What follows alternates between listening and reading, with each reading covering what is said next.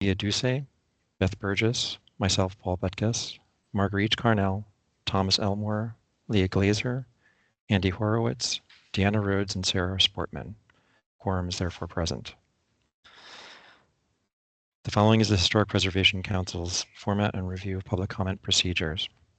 Given the online format of today's meeting, and for those who are visitors today, I want to review and explain our procedures. The order of presentation. I'll read each motion and ask for the motion to be moved and seconded. Staff will present the agenda item to the council, and council members will have an opportunity to ask questions. If called upon by staff, a representative of the organization may offer statements or address council's questions. For members of the public who wish to speak to the agenda item, we ask that you identify yourself and your affiliation. After all questions have been addressed and statements made, a roll call vote will be taken. If members of the public have letters and/or written statements that they wish to submit to the record, please email them to Jonathan Kinney at jonathan.kinney@ct.gov. The Historic Preservation Council takes statements from members of the public but does not respond to questions. Lastly, please address only the particular agenda item being discussed at that time. The following is the Historic Preservation Council's policy regarding conflict of interest. The Historic Preservation Council votes on matters which provide leadership, service, and economic benefits to property owners, consultants, local governments, and not-for-profit organizations. Given this responsibility and to maintain the highest professional standards in the discharge of our duties, it's important to maintain a strong code of ethics for all council members and department employees. In order to avoid possible violations of the Department of Economic and Community Development Ethics Statement, it's necessary for the Council to be aware of any situations in which there's a real, potential, or apparent conflict of interest involving anyone here. A conflict of interest may occur when a public official's participation in agency matters results in personal financial gain. All Council and staff have been provided a copy of the Department of Economic and Community Development Ethics Statement and governing state statutes.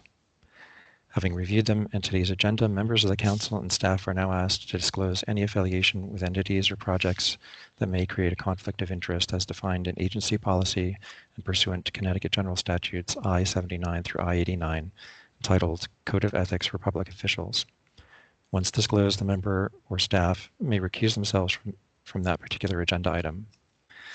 Having read the statement, are there any council or staff members that would like to disclose a conflict of interest to any of the items on today's agenda? Seeing none, we'll move on to the first item on our agenda, item 4A, the review and approval of meeting minutes. The meeting minutes for the August 7th, 2024 meeting were distributed to council members, and some comments were received from Marguerite Carnell. Thank you. Can I have a motion to approve the minutes? Or if anyone else has any additional corrections? Make a motion to approve. Thank you, Tom. I'll And a second that, Marguerite. Thank you, Marguerite. Any further comments or corrections? If none, we'll proceed to the roll call vote. Via Duce, Aye. Beth Burgess, Aye. I'll abstain. Marguerite Carnell, Aye. Tom Elmore, Aye. Leah Glazer, Aye. Andy Horowitz, I'm going to abstain. and Sarah Nelson is not here yet. Deanna Rhodes Aye. and Sarah Sportman. Aye. The motion carries. Thank you all. Now to the fun part. Item 5, the State Historic Preservation Grants, action item. Item 5A1, Historic Restoration Fund Grant for the Chester Public Library. The motion reads as follows. The Historic Preservation Council votes to recommend the award of a Historic Restoration Fund grant funded by the Community Investment Act of the State of Connecticut to the below listed applicant in the amount shown. All grant guidelines and state requirements shall be met by the below listed applicant upon receipt of a grant as administered by the Department of Economic and Community Development. Staff recommends the application for funding. The applicant is Chester Public Library. The project is a boiler replacement in the amount of $9,400. Can I have a motion to recall this item? Make a motion to recall it to the table for discussion. Thank you. And a second? Beth Burgess. Thank you, Beth. Discussion? Thanks. This is Erin Fink. The previous version of this application included repairs to the library's front entry steps. The council tabled the application to get more information. So a technical assistance grant was provided to look into the issues that affected the entryway stairs and the cheek walls. But shortly after this report was produced, the town received notice that the DOT will be performing work on the front of their building, and it may impact the entry to the library. So while they wait for more information, because the DOT project will be completed in the next 5 years or so, they'd like to move forward with replacing the boiler and then hopefully apply for a subsequent historic restoration fund grant. So this application is now just for boiler replacement. Thanks. Thank you, Erin. So I guess I should do a motion to approve. Can I have a motion for approval in a second? I'll make a motion to approve on that. Deanna Rhodes. Thank you, Deanna. And a second? Marguerite, second. Thank you. Any questions or comments from council members? I'll just ask, do we know when they may be coming back for the remainder of the work, Erin? I think they're just waiting to get more information from the DOT. The DOT is working with the municipality. So once we get some more information, then I can update you. And will it be a modification to this or a separate application, basically at that point? It would have to be a separate application. Okay, thank you. Okay, I'll proceed to the roll call vote if there are no other questions. Of Leah? Leah has a question. Yeah, sorry.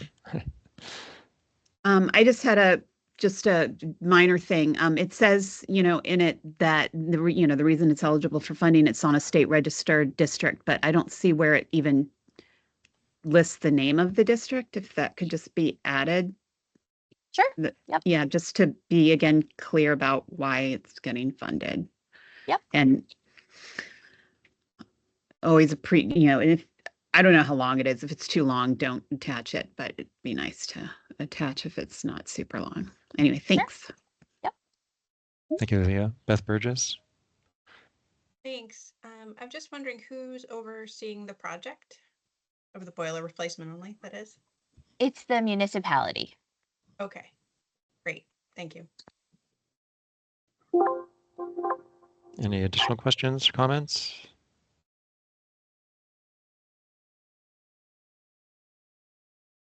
Yep, okay. I don't see any others at the moment, so I can proceed with a roll call vote. Via Duce? Aye. Beth Burgess? Aye. I'll abstain. Marguerite Carnell? Aye. Tom Elmore? Aye. Leah Glazer? Aye. Andy Horowitz? Aye. Still no Sarah. Deanna Rhodes? Aye. And Sarah Sportman. Aye. So motion carries. We wish them well. Moving on to our next bit of unfinished action item 5A2. The Historic Preservation Council votes to award a Partners in Preservation grant funded by the Community Investment Act of the State of Connecticut to the below listed applicant in the amount shown. All grant guidelines and state requirements shall be met by the below listed applicant upon receipt of a grant as administered by the Department of Economic and Community Development. Staff recommends the application for funding. The applicant is the Connecticut Trust for Historic Preservation, doing business as Preservation Connecticut, and the project is Circuit Rider Program, state fiscal year 2025, in the amount of $20,000. Can I have a motion to recall?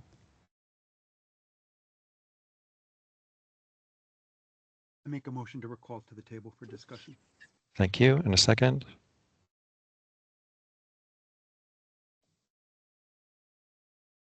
I will second to Andy.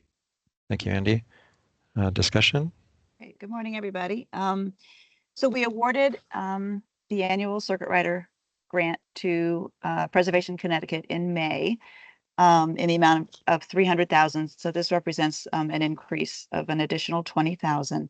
We're asking for it because our environmental review team negotiated a mitigation package resulting from the loss of some historic buildings in the Winchester Repeating Arms Historic District. It was a $200,000 amount to help local homeowners with improvements to their home that meet the Secretary of Interior standards. And we had done something similar in Stamford, which Preservation Connecticut Circuit Riders assisted with for free, or not for, well, for, which we did not pay for. And so we would like to provide this funding this time around to them for things like application review, help with contracts, reviewing the final work. There's a lot of time involved. And so we would like to increase the Circuit Rider contract for this particular activity. So if there's any questions or concerns.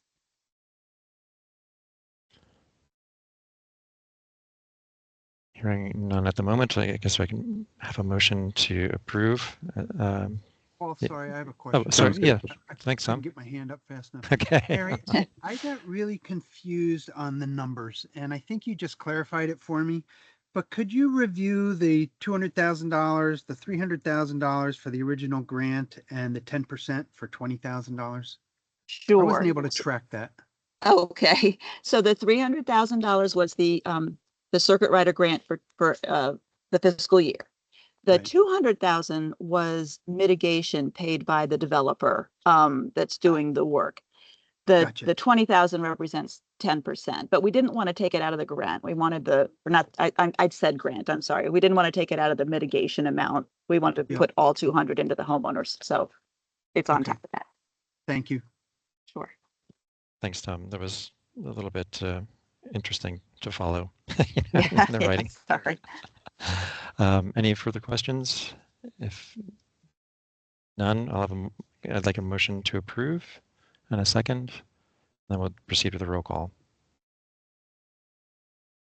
I'll make the motion to approve. Let's try that again. V, you're the motion, and Andy, the second. Is that correct?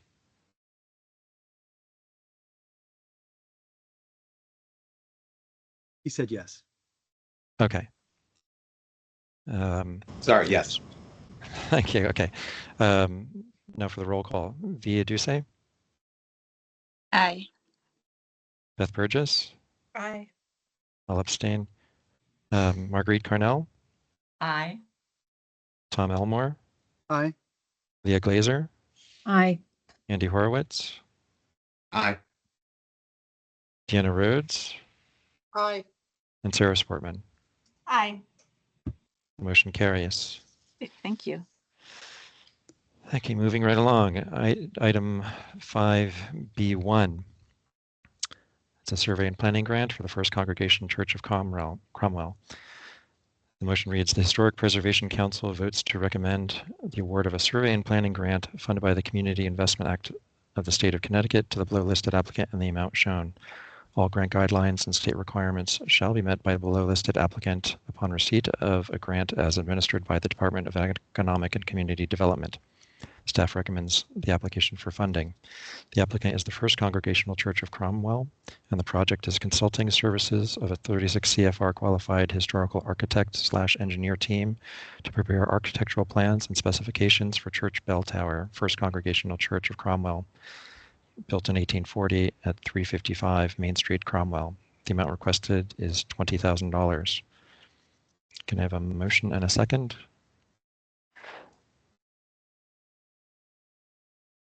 I'll make a motion. Dear day, Tom. Thank you. And a second?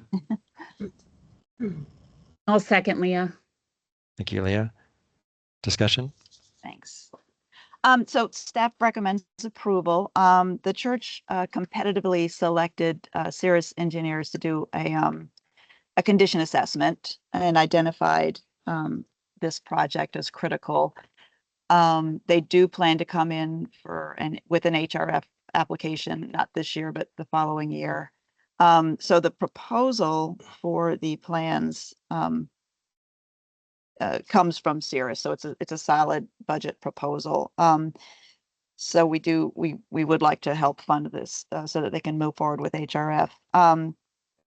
Clifford Parker is here from the church. If there's any questions or concerns that I can't answer. Mary, just one question. If they're going after HRF funding, that will be distributed in 2026?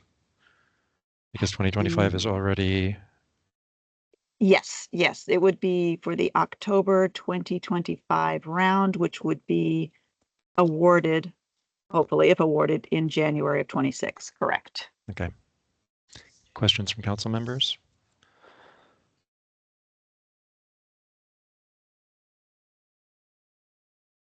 Seeing none. I'll add one more, Mary. This was a non-matching grant. It is because it's it's plans and specifications to support an HRF grant. We're still Okay. offering non-matching, but we do cap it at 20 now instead of, Okay, whatever. thank you. Okay, go to the roll call vote. Via Duce, Aye. Beth Burgess, Aye. I'll abstain. Marguerite Carnell, Aye. Tom Elmore, Aye. Leah Glazer, Aye. Andy Horowitz, Aye. Deanna Rhodes, Aye. and Sarah Sportman. Aye. Motion carries. Thank you Thank all. you. Our next item is agenda item 5B2, Survey and Planning Grant, James Merrill House Foundation.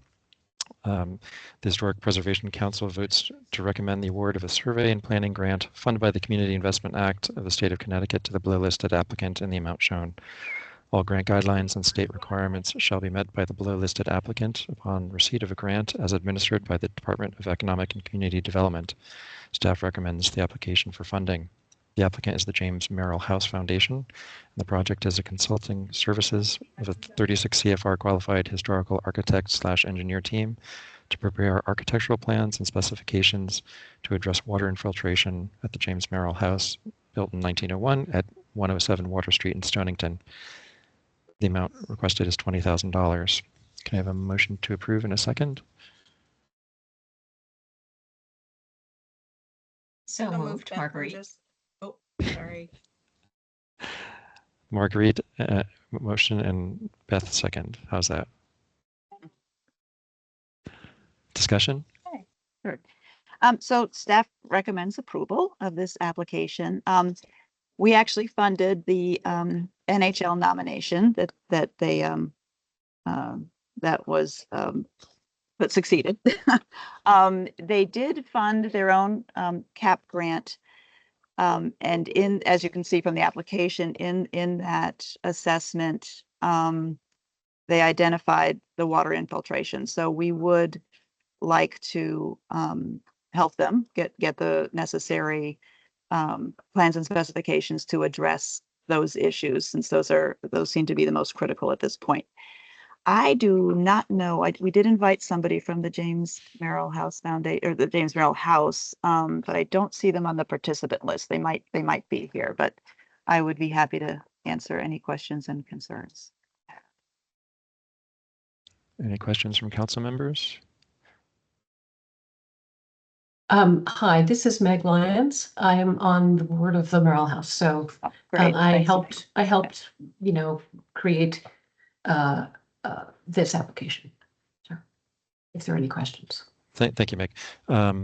Council members, questions? I have one.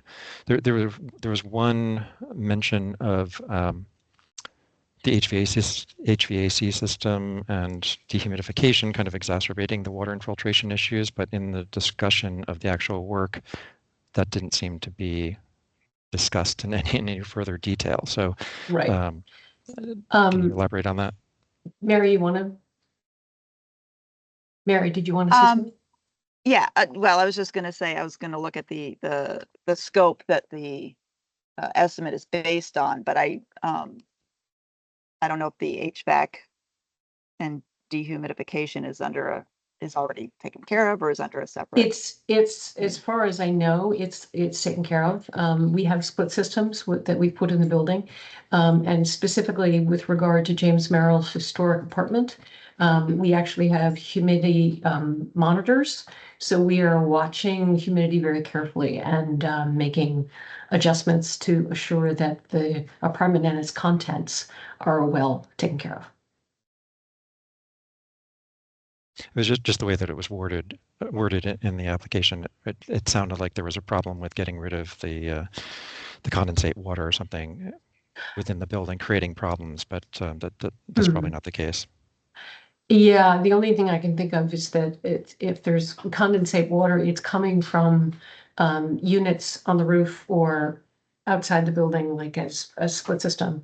And so that's a matter of water management on the outside. And we're specifically trying to deal with things like roofing and flashing and gutters. And so the gutters will supposedly take care of and distribute properly the water from any HVAC systems.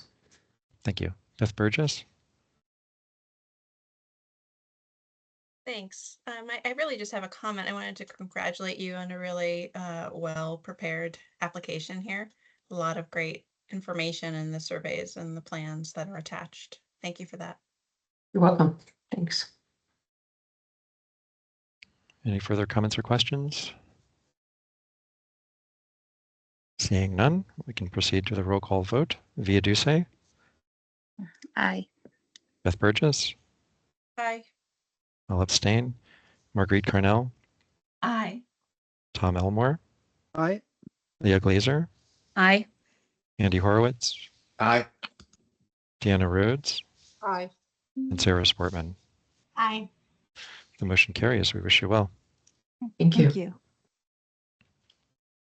Next item is item 5B3, a survey and planning grant for the Suffield Historical Society. The Historic Preservation Council votes to recommend the award of a survey and planning grant funded by the Community Investment Act of the State of Connecticut to the below listed applicant in the amount shown. All grant guidelines and state requirements shall be met by the below listed applicant upon receipt of a grant as administered by the Department of Economic and Community Development. Staff recommends the application for funding. The applicant is the Suffield Historical Society, and the project is consulting services of a 36 CFR qualified historical architect/engineer team to prepare a conditions assessment and HVAC feasibility study for the Alexander King House, built in 1764 at 234 South Main Street, Suffield.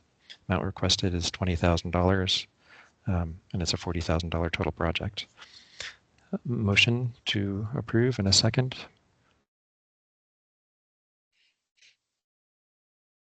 How's your I'll make chance, a Beth? motion, Tom. In a second.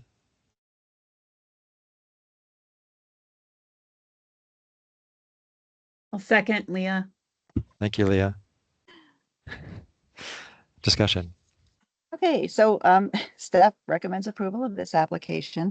The Suffield Historical Society received some ARPA funding or American Rescue Plan Act funding for the HVAC system. And so we're super glad that they came to us for a grant to help specify it so that it complies as much as possible with the Secretary of the Interior standards for the treatment of historic buildings. We want to make sure that the implementation goes well. We did something similar for Wood Memorial in South Windsor a couple years ago. I did express a little concern about the budget, capping at 40. We can only give them 20, but Sarah Zach with the Historical Society said that they are they're matching a little bit with the ARPA, but they're also they will make up anything that happens to come in over 40,000 because it could very well. Anyway, I don't know if Sarah Zach is on the line, but I can. Yes, I'm here. Oh, great. Good So morning. between the two of us, hopefully we can answer any questions you have. Any comments or questions from council members?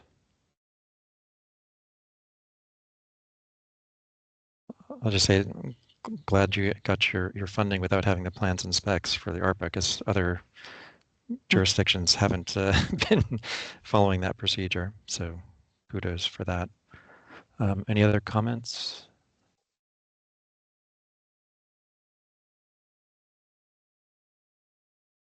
Giving you a lot of time to raise your hand, but I don't see any. So we'll move to the vote. Via Duce, Aye. Beth Burgess, Aye. I'll abstain. Marguerite Carnell, Aye. Tom Elmore, Aye.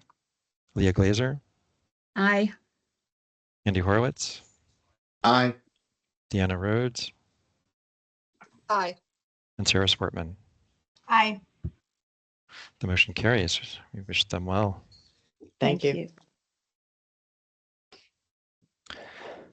Moving right along, agenda item 5B4, supplemental certified local government grant for the town of Weathersfield.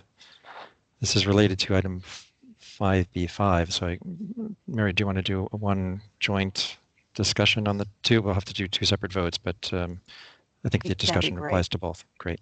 Yes. I'll read the agenda item for 5B4 first.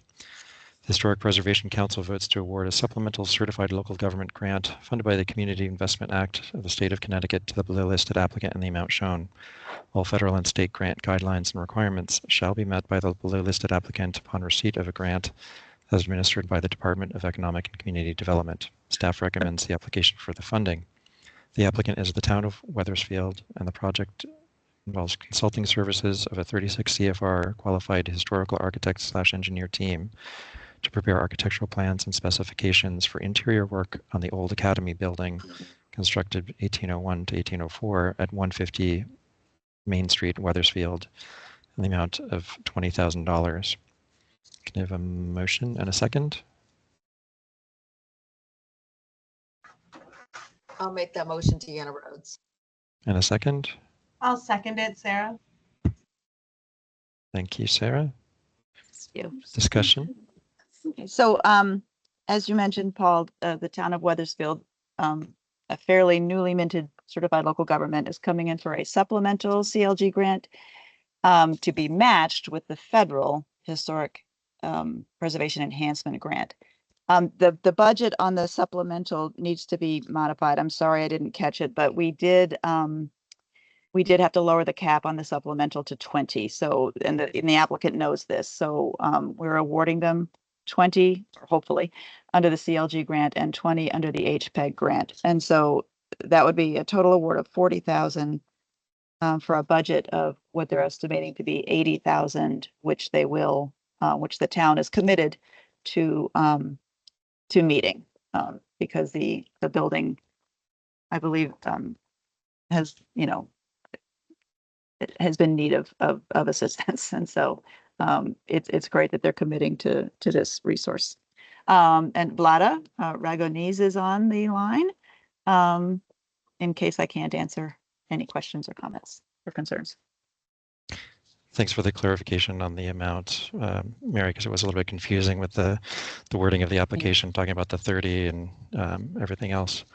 There was just, before I open up to other questions, there was one comment on page 5 of their summary that I just wanted to draw attention to, because it's an issue that's come up in the past. And it says, as they were starting their process, they talked to Preservation Connecticut for assistance, and then, as a quote, town staff began reaching out to the pre-approved list of architects to complete the work, and QA&M architects promptly responded to the request and came out to complete the assessment. Based on previous discussions about pre-approvals and having lists, it just stuck out when I was reading that. I think that's not the way the policy is supposed to be, because we don't maintain a pre-approved list of consultants.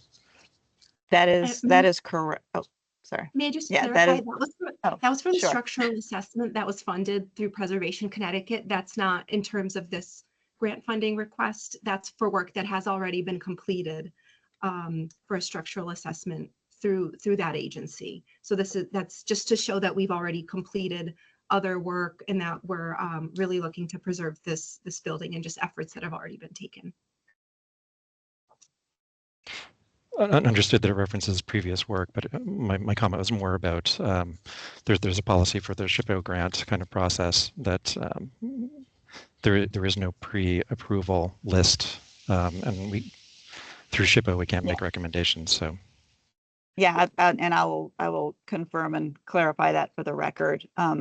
Our projects do require architects that meet the Secretary of the Interior's professional qualification standards, but we do not, we don't make any specific recommendations, just that they meet the standards. So all the projects need to be competitively bid, and then SHPO will review the credentials of the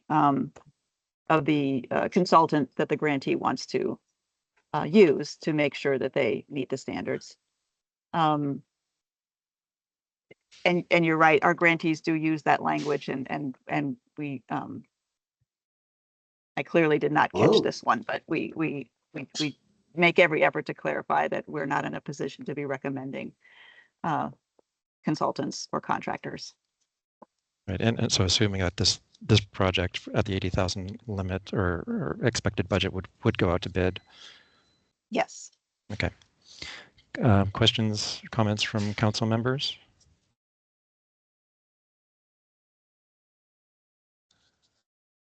Seeing none, we can proceed to the roll call vote on this portion of the project, and then we'll proceed to the second portion. Via Duce, Aye. Beth Burgess, Aye. I'll abstain. Marguerite Carnell, Aye.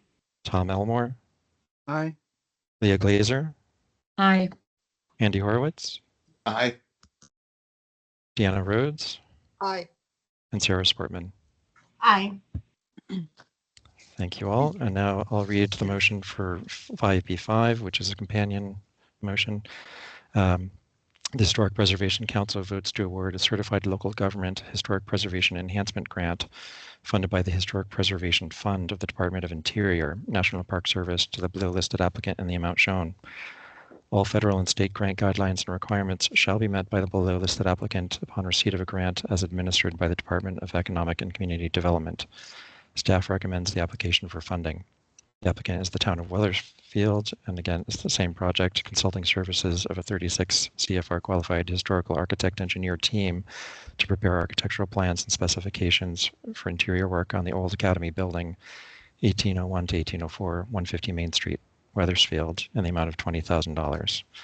Can I have a motion to approve?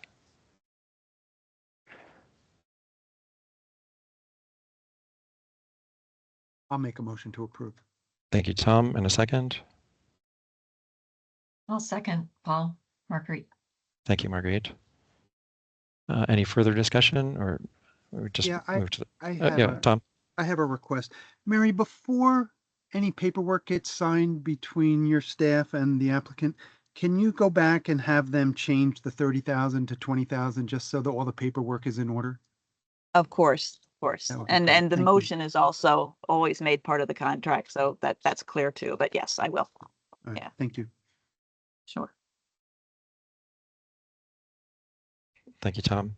And Mary, just for council members' benefit, the two different funds that are being utilized on these two grants, how do the two things work together? Because we see a lot of projects that exceed the cap limits, and this is the first time I think that I'm remembering, at least, two different funds being used for the same project. Yes, it doesn't happen often. The last time was November of 21. There will be two separate assistance agreements. One for the supplemental certified local government grant, which will cite state funding, and then a entirely different agreement for the certified local government historic preservation enhancement grant, which will cite federal funding. This is a tool that can be used by our CLGs because our state funding needs to be matched, but the federal does not. And so it's possible to get a state grant and match it with the federal grant. It doesn't happen often, but it is something available to CLGs. But it will be Okay. two separate funding agreements. Sure, but it's specifically for CLGs. Yes, it is. Yeah, Okay. only CLGs can apply to the supplemental CLG grant. Okay, thank you. Any further questions? Seeing and hearing none, we'll move to the roll call vote. Via Duce, Aye. Beth Burgess, Aye. I'll abstain. Marguerite Carnell, Aye.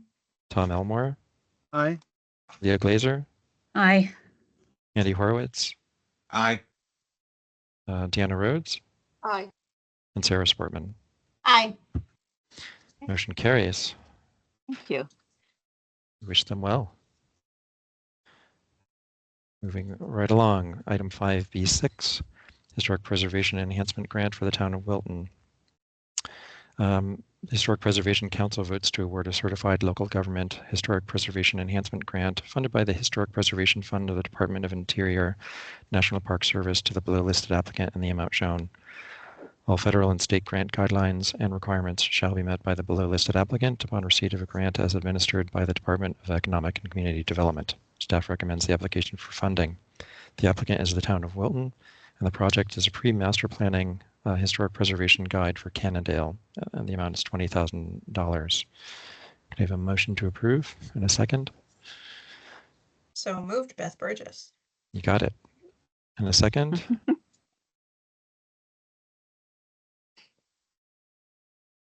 I'll second, Tom. Thank you, Tom. Okay. Discussion? So we're happy to recommend this application for approval. This is the kind of activity that the Park Service likes to see. This actually also helps fulfill one of our federal responsibilities or our activities that fall under planning. The Town of Wilton is doing their plan of conservation and development, as towns do, and most towns do need to address their historic resources, but don't often benefit from a specific concentration of examination and recommendation. I believe we did something like this for the town of Westport many years ago, and so I think the Town of Wilton is commended for sort of getting ahead of things and identifying an important area of town that will need to be considered in their POCD. Laurie Fusco is here, who is with the Wilton Historic District Commission, to answer any questions or concerns that you have that I can't. Thank you, Mary. Any questions from council members? And I'll jump in at once. I'll ask a couple while people are thinking. As this is piggybacking on a larger effort, I was wondering if, since there's a village district overlay on top of not the entire, sorry.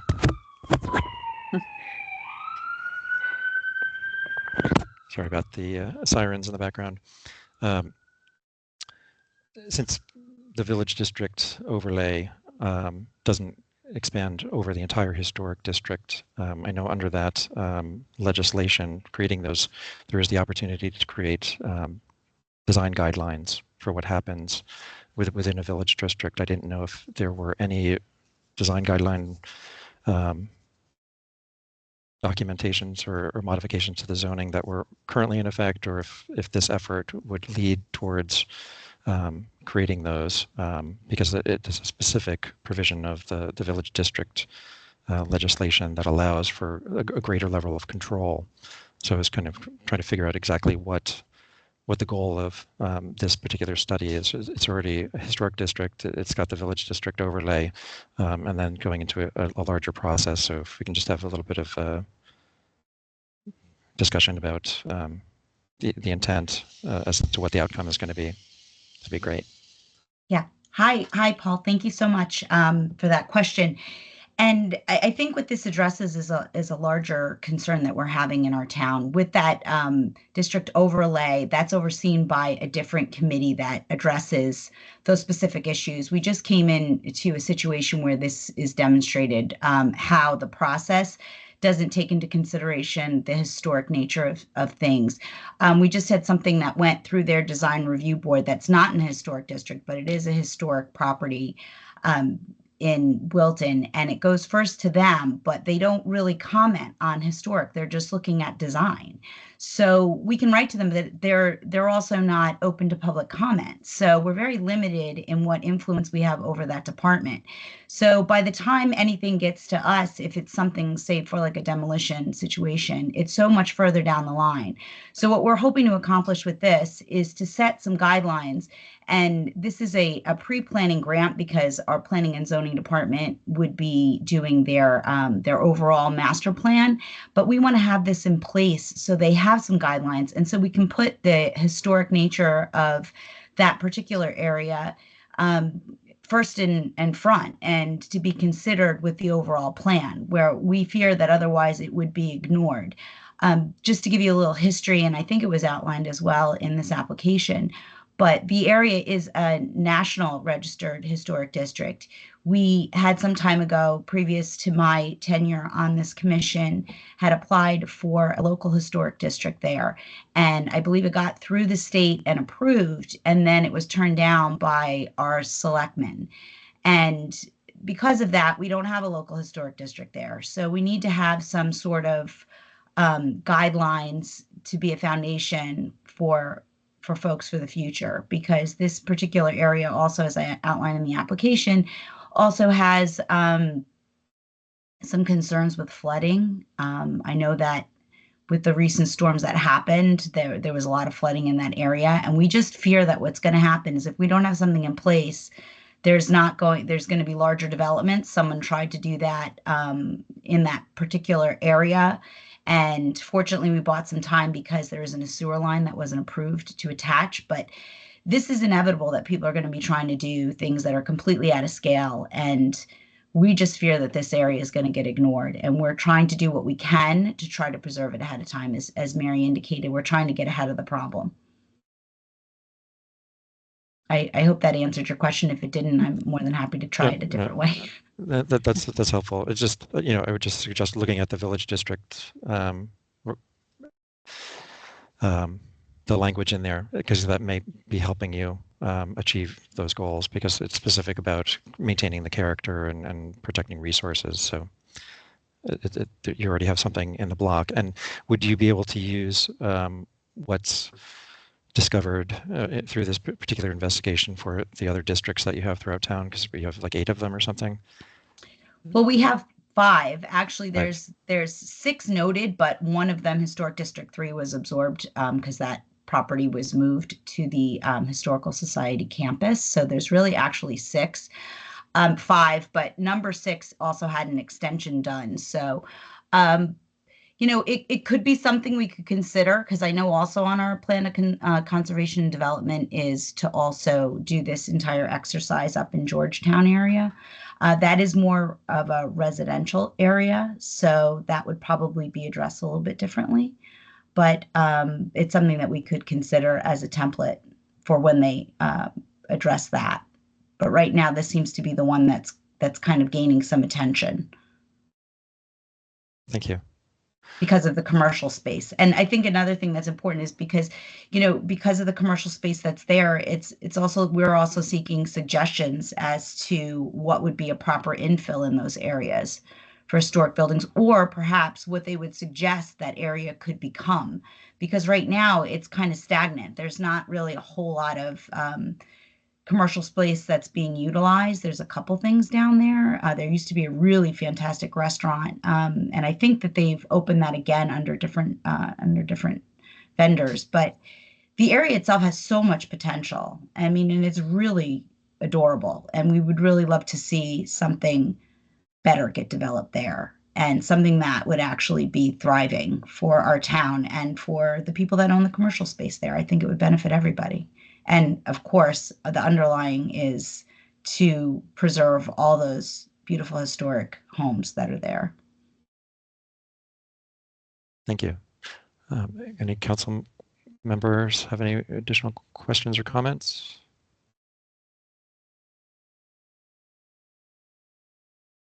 Anyone? Okay. Okay, well, we'll move right along. Via Duce, Aye. Beth Burgess, Aye. I'll abstain. Marguerite Carnell, Aye. Tom Elmore, Aye. Thea Glazer, Aye. Andy Horowitz, Aye. Deanna Rhodes, Aye. and Sarah Sportman.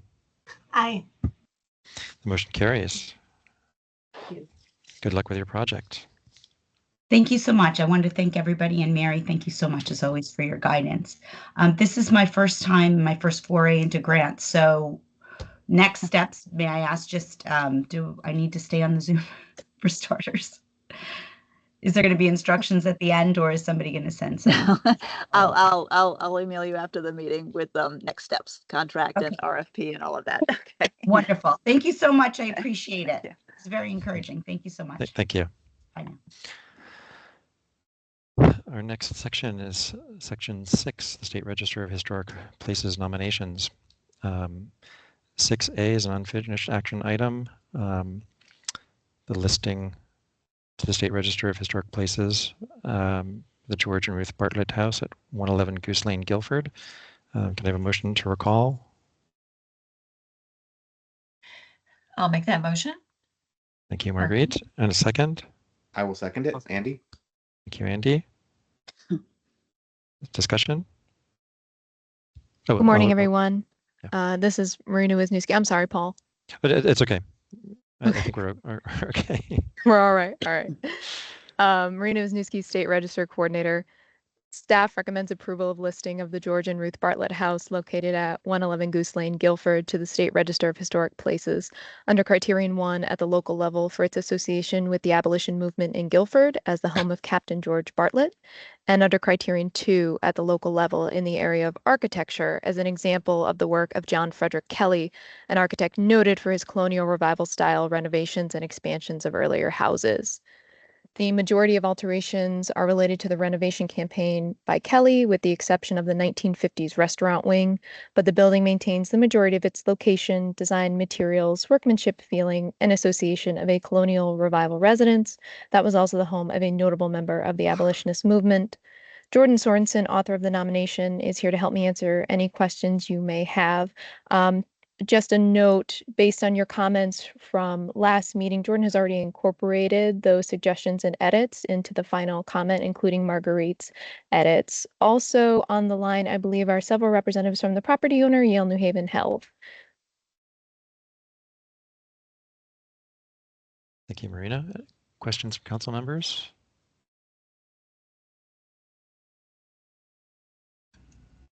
Tom? Yeah. You know, as a landscape architect, I'd love to see a little bit more on the history of the landscape, even some historic aerial photographs going back to 34. Okay, If sure. We that's can possible. add a photo. Yeah, we can add an aerial photograph of 34. Because all of a sudden it just jumps into Yale New Haven Hospital's right behind the house. So Sure. be great. Thank you. Leah? Yeah, I just want to say, I think that I really like the nomination. It's very strong. I know I said this before though, and I might have missed it, but I was just wondering for one little sentence, I realized that there was there's probably not any enslaved people in Guilford at this time, but maybe just to acknowledge that while Guilford had enslaved people in town, in the past, here's this abolitionist history during this. Yeah, and I Jordan, just don't want to promote that like Nope. we were only an abolitionist state kind of Yep. narrative. And Jordan did incorporate those edits. This is the same item that was tabled, so it does not Yeah. incorporate those edits. So those Oh, are okay. noted and also incorporated, as well as Okay. Marguerite's edits. All right. And All right. Tom's suggestion about discussion of the landscape, but we'll also add the aerial from 34. Thank you. Thank you. Any further questions from council members? Not a question, but I would just like to say I think overall it's a really strong nomination. I do agree with Leah's comments and Tom's, but with those edits made, I'm very happy to support the nomination. Thank you. So to do this officially, I'll ask for a motion to read the motion. The State Register nomination for the George and Ruth Bartlett House, 111 Goose Lane, Guilford, to the State Register of Historic Places. The Historic Preservation Council votes to list the George and Ruth Bartlett House, located at 111 Goose Lane, Guilford, to the State Register of Historic Places. So a motion and a second to approve. I can make the motion, Andy. Thank you. And a second. Marguerite, second. Thank you. And we'll move to the roll call vote. Via Duce. Aye. Beth Burgess. Aye. I'll abstain. Marguerite Carnell. Aye. Tom Elmore. Aye. Leah Glazer. Aye. Andy Horowitz. Aye. Thank you. Deanna Rhodes Aye. and Sarah Sportman. Aye. The motion carries. We're glad to have it on the register. Thank you very much, everyone. Our next item is item 7, Local Historic District Property Study Reports. Item 7.1, Local Historic Property Study Report for 98 Riverside Avenue, Greenwich, Connecticut. Pursuant to Connecticut General Statute, Section 7-147Q, subsection C, the Historic Preservation Council votes to recommend approval of the proposed ordinance and boundary for the proposed Redmond Fitzgerald House, 98 Riverside Avenue, Greenwich, Connecticut, as presented in the study report transmitted by the town of Greenwich on August 14th, 2024. Can I have a motion and a second to approve?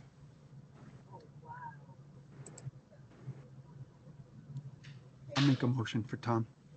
Thank you. And a second?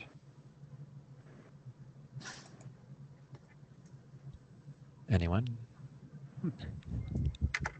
I'll second, Paul. Thank you. Discussion. Hello, everybody, again. You've actually seen a couple of these study reports over the last couple of meetings, but this, your role here again is to make as many comments as you want that I can pass on to the Local Historic District Commission or Properties Commission, and in particular comment on the boundaries. But again, this is a single parcel, so I'm not sure unless you have questions about it. Ann Young is here from the town of Greenwich to answer any questions that I can't, but the report is technically complete. And so I'm happy to take comments or questions. Thank you, Mary. Council questions? I have one, Tom. Tom?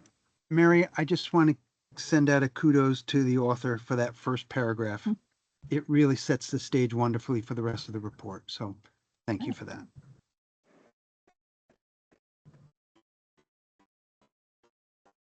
Other questions or comments?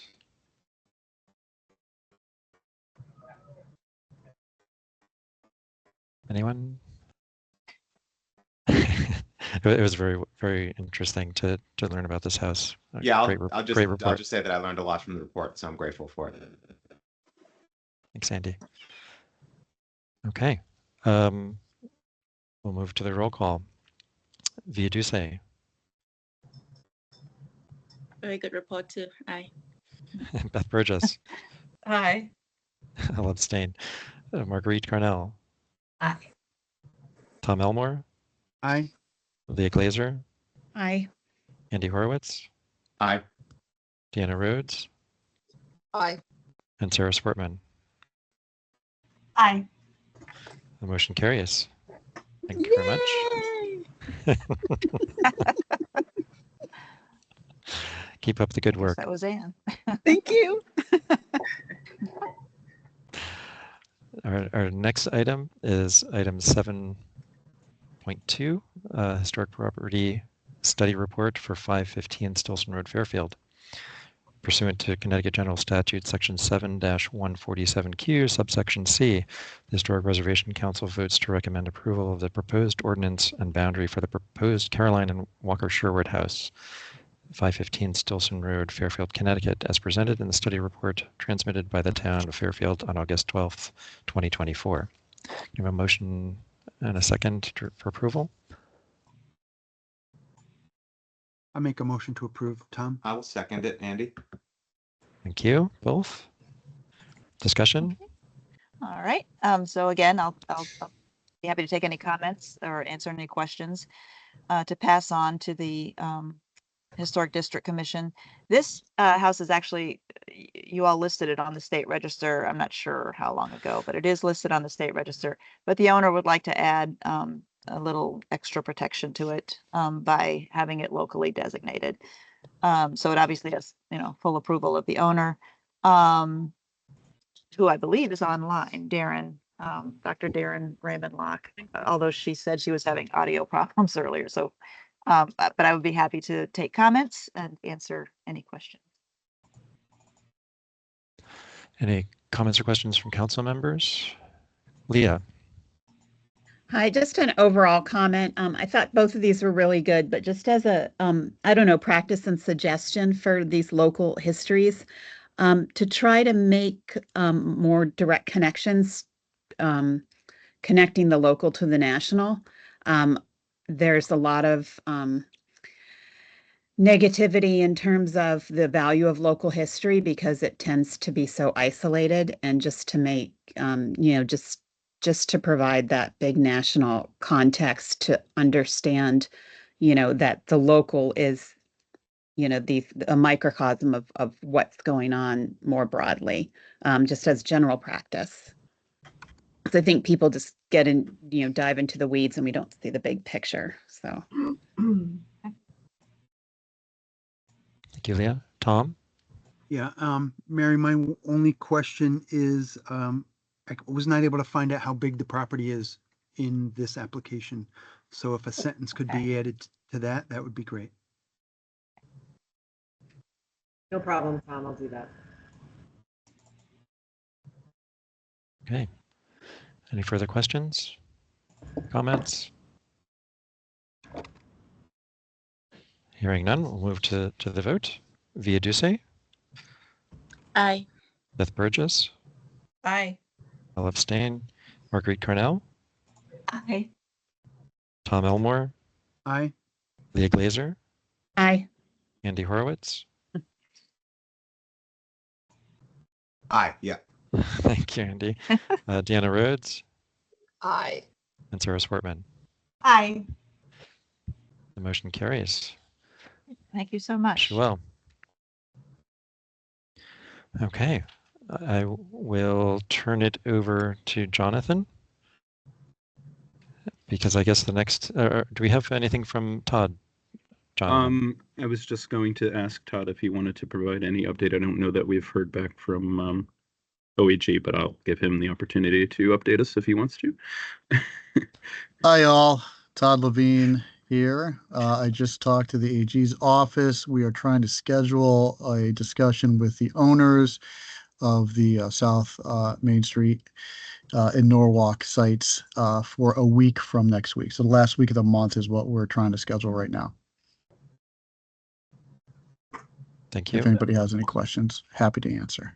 Thanks. There was one question as to whether or not we were getting a written transcript for review. So that was a question for you, Paul. So Marina and I worked on that last week, early this week. So we have the recording of the meeting. We also have a transcript that was generated by Zoom for the meeting. I believe that was placed into the HPC folder. It has not been edited yet.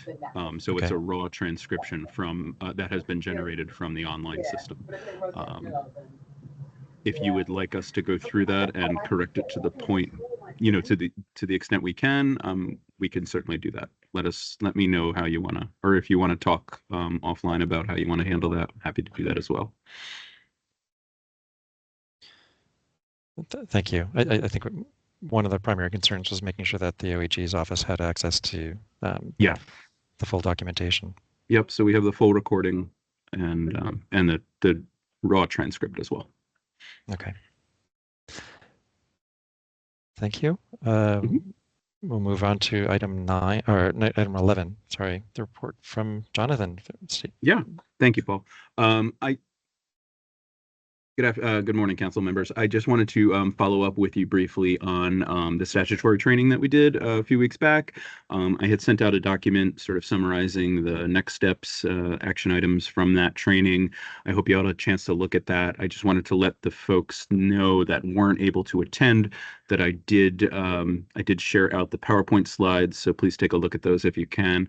And I also placed the recording of the meeting into the HPC folder as well, so you can have an opportunity to review that at your own time, on your own time.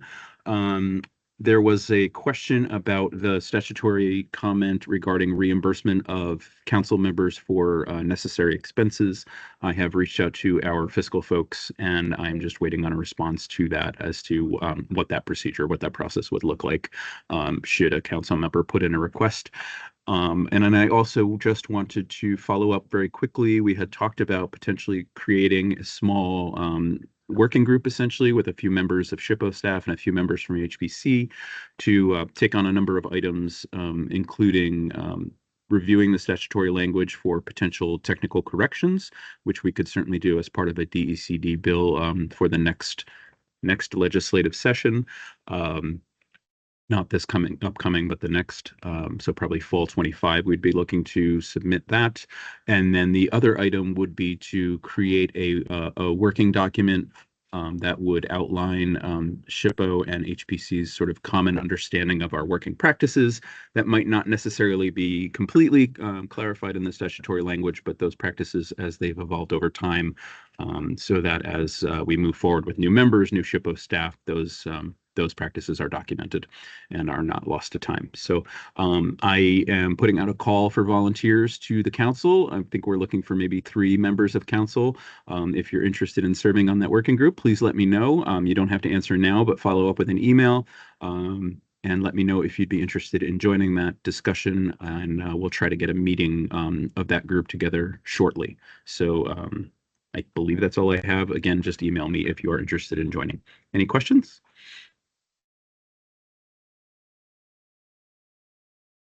Back to Paul. Thank you. Thank you, Jonathan. Moving on to Liz Shapiro for the report on the museum properties. Hi, everybody. It's nice to be back with you. I'm sorry I missed last month, but I will give you a good catch up. And I'm going to start with 2 pieces of, I think, really good news. So this year I put in a request to the agency for to consider asking for capital funds for the museums to move forward with all of the projects and the remaining restoration of all the museum properties. So although I've estimated the cost to do everything that is articulated in my long range plans for the properties, which does include a new visitor center at the Crandall Museum after the restoration and work that needs to be done on the current buildings we own, at about $20 million, the agency has decided that they're going to spread the bond requests over the next 4 to 6 years. So for the next biennial budget, which covers fiscal year 26 and 27, the request for the budget for bond funding will be $4.8 million for fiscal year 26 and $5.6 million for fiscal year 27. The first funds will be allocated to complete the work at Old Newgate to stabilize the 4-story cell block. We've just come really short with that project. It's much more complicated than we envisioned. No surprise, they all are really. To modernize the visitor center restrooms and replace the roof, to finish the work on Beats Tavern, to put that into service, and then also to put the White Barn into service. And then the next tranche of funds would be for the restoration of the Carter House, which is the property next door to the Crandall Museum on the Crandall Museum campus. And then plans for the barn and visitor center and how we can reimagine that space. So that's great news. Just because DECD asks does not mean that it does get approved in the budget. But when DECD puts in an agency request, that means they're asking for these funds from the governor. We put in our budget to the governor to be considered for the bond commission, along with all the other economic development programs that we ask for bonding for. So this is good news because the request carries a lot more weight if it goes in through the agency's budget. They are also going to request $5 million in both fiscal years, 26 and 27, to continue the Good to Great program. Just to give you an update on the Good to Great program, we last ran that in fiscal year 23. We have a whole bunch of money left in that program from allocated funds from past years, and we're hoping to get a release. We've requested a release of past budget approved items at one of the next upcoming bond commission meetings. We expect 2 more in this calendar year of 24, because we're hoping we can run the program twice, once in fiscal year 25 and 26. So that's all kind of good news, I think. As far as what's happening at the museum, just to give you sort of a quick overviews. At the Crandall Museum, we're working on a project to help the Prudence Crandall Museum plan programs that would connect with the commemoration of America 250. And that project is, that work is being paid for by a grant from the Lost Green Valley National Heritage Corridor. And then just letting you know that the museum is hosting an event on Sunday. You're going to hear about a lot of events on Sunday. I don't know why they all decided this Sunday. It's a great Sunday. Clearly, I have to be in at least 3 places. But the nationally known quilt and textile artist, Ed Janetta Miller, is going to be doing a morning session and an afternoon session of card making based on her artistic techniques. She is a textile quilt artist, and she has a mini exhibit at the Prudence Crandall Museum highlighting pieces of art that she created that relate to the Crandall story. So that is going to be, she's really a monumental artist in Connecticut and nationally. So we're really excited about that. At the Eric Sloan Museum, for those of you who remember me talking about the, what was it called? Touch a Trade Festival last year. I think we're going into our 3rd year. The festival has grown and we're now calling it the Spark program. And I know it stands for things, but I can't remember what they are. But just to give you a brief description, that's on October 12th, and that's an interactive experience that offers kind of an introduction to a whole bunch of skilled trades and crafts, and it's for everybody, all ages. And also it serves as a platform to highlight the increasing demand for trade professionals and makers in the workforce. So we're really excited about this because this also aligns with SHPO's goals to ensure that we have enough folks who are coming into Connecticut and who are trained to do the kind of historic restoration work that we need to have done in the state, and which is so hard to find. So Trades Up is our partner, as is the SHPO's office, and some members of the team will be there on the 12th of October. We're also continuing to work on the transfer of property that abuts the museum from DEEP to DECD. And that way it will be able to create a management plan for the entire museum parcel without having to have a million partners and manage our own leases. And we're really pleased that DEEP is really excited about doing that as well. And also Andrew Rowand, the curator at the Sloan Museum, is on the Kent America 250 committee. So the museum is actually taking a leadership role in the Kent programming for 2026 for the semi-quin. So that's exciting. Newgate has a bunch going on. We're still moving, so we're moving ahead. We're making progress with the 4-story cell block. I know it sounds like we're not. It is the slowest thing, but it's a very complicated project. And really what we need to do, which is dismantle and rebuild, is much more expensive than just, guess what, dismantling and holding until we have funds to rebuild. The National Park Service does not fund projects that simply dismantle.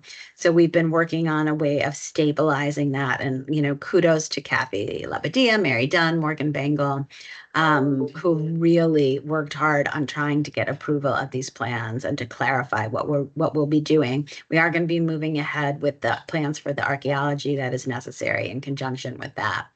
But it's complicated because the remains are extremely fragile and it's dangerous for people to be working there. And anytime there is potentially danger, then projects get really much more complicated. But we have two great programs happening on Friday. The museum is going to host a ceremony that is going to mark Old Newgate's participation in the Connecticut Freedom Trail. And there'll be a presentation by John Mills on Prince Mortimer. And I'm just going to tell you quickly, I hate to take up time, but we're doing okay. Prince Mortimer was a prisoner who started his life very early on by being captured on the coast of New Guinea and transported to the Connecticut colony. Later, much later, he was incarcerated at Old Newgate Prison. That was in 1811 because his owner, George Starr, accused Prince of attempting to poison him by placing arsenic in his morning chocolate. At that time, in 1811, he was 87 years old. Prince was convicted of attempted murder and sentenced to Newgate Prison for life. So he is a renowned prisoner. We have a lot of information about him. And when Newgate closed in 1827, Prince and his fellow incarcerated men and women were moved to the prison in Wethersfield. He died on March 11th, 1834 in prison at the age of 110. So we will be commemorating his life and journey on Friday in the afternoon at 3 p.m. if anyone is interested. And on Sunday, the museum is going to be hosting its annual Bat Day in collaboration with DEEP. So bats are really super important to our environment, and we would hate life if we didn't have bats. And the bat population has been growing in Newgate since I started. So in 7 years, it has grown. So that's really, really delightful. And then at the Henry Whitfield Museum, the museum hosted Porch Fest, which is part of a national event on September 7th. You may have heard of it. Got some bad headlines in the news because of some weird stuff that happened across the country. But they attracted over 250 people to enjoy two bands on the lawn. And many of the visitors were first-time visitors because they were coming to follow the bands. And so a lot of comments, I never knew this was here, and I have to come back, which is what we hear a lot. And maybe they'll come back this coming Sunday on September 15th, where the museum is open for free, where we have Welcome Fest. That's happening for the third year in a row. And there's lots and lots of activities, arts activities, stories, and all kinds of cool stuff. So that's what's been going on at the museums. I think there's a lot of good news, but you never hold your breath. You just cross all your fingers and your toes. Thank you, Liz. Lots going on. Okay. Jonathan, is there any new business that's... None that I'm aware of. No? Okay. Moving on to item 15, the liaison with public and private agencies. Is Jane here?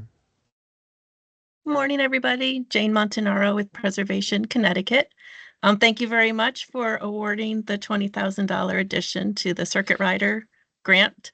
That program, the Winchester Homeowners Capital Grant Program, we've received 46 applications, and we're in the process of reviewing those with a committee made up of representatives from New Haven Preservation Trust and the community and Preservation Connecticut.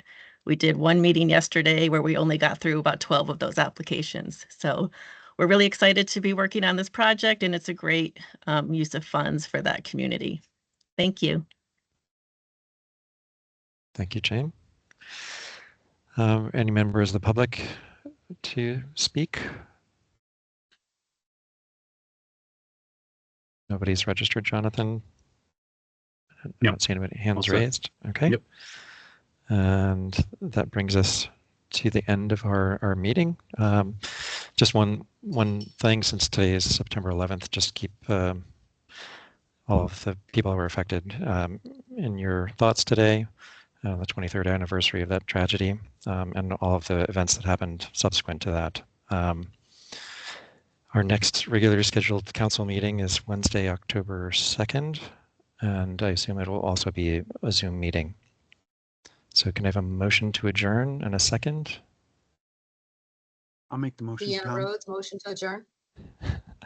So Tom and Deanna, thank you both. Without objection, we stand adjourned. Thank you all. Thank you, everyone. Thank you, everybody. Bye, Enjoy guys. the rest of your day. Bye. Have a wonderful